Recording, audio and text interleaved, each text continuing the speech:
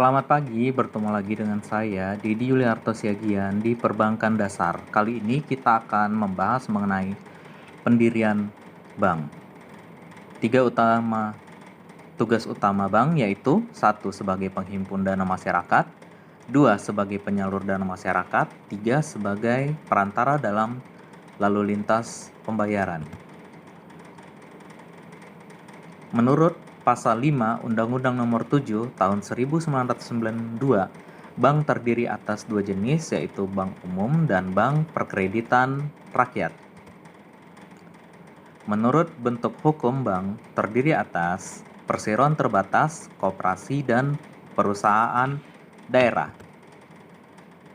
Untuk bank perkreditan rakyat sendiri, bentuknya yaitu perusahaan daerah, koperasi, perseroan terbatas, dan bentuk lain yang ditetapkan oleh peraturan pemerintah.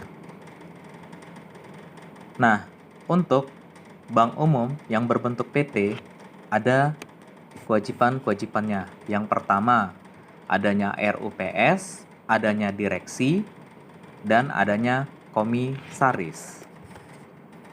Bentuk hukum badan bank yang berbentuk PT terdiri atas dua, yaitu perseroan terbuka, sebagai contoh BCA.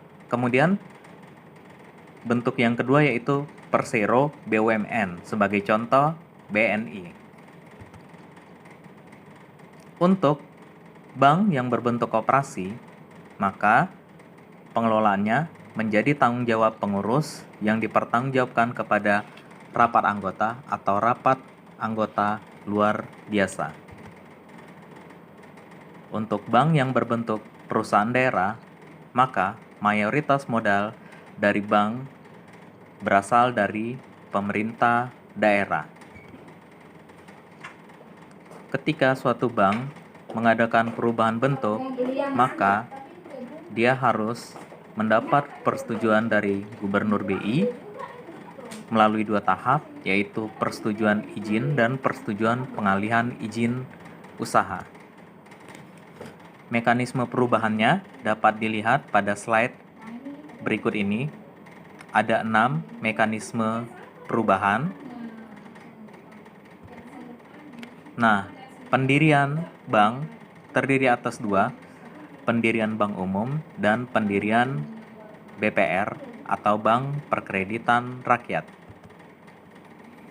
Untuk bank umum sendiri, yaitu WNI atau WNA, kemudian pemilik dari WNA maksimal 99% dari modal disetor.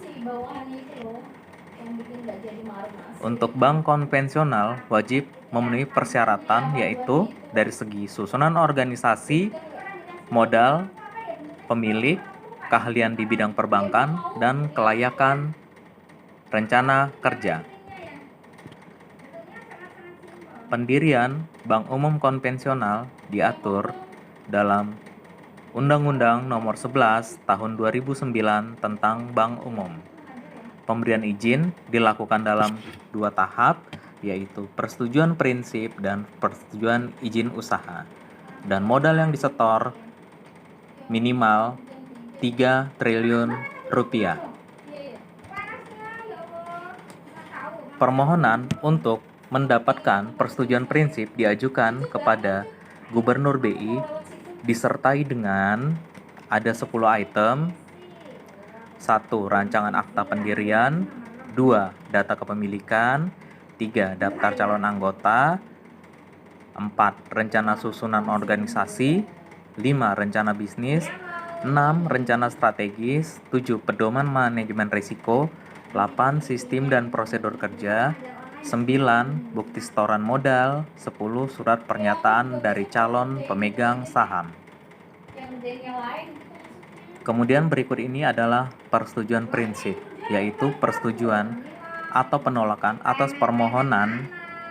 Persetujuan prinsip diberikan paling lambat 60 hari sejak dokumen permohonan diterima secara lengkap.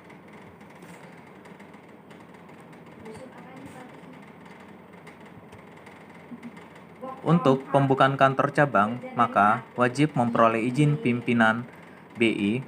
Kemudian rencana pembukaan kantor cabang wajib dicantumkan dalam rencana bisnis bank.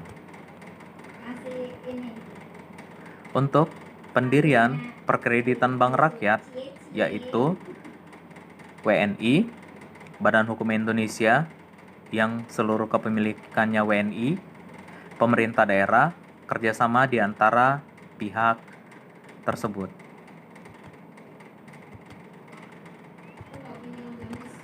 Demikianlah ringkasan materi tentang pendirian izin usaha bank kali ini. Terima kasih atas perhatiannya.